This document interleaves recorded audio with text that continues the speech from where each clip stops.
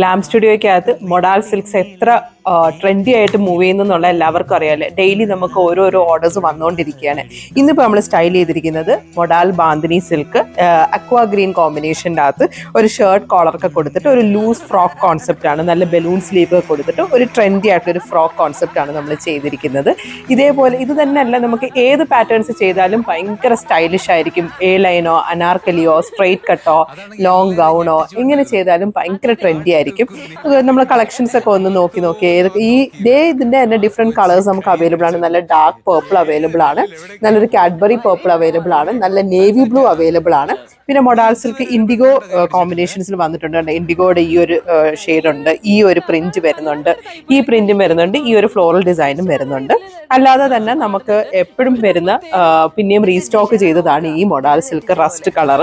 Rest and black combination ever hit ആയിട്ടുള്ള ഒരു combo ആണിത്.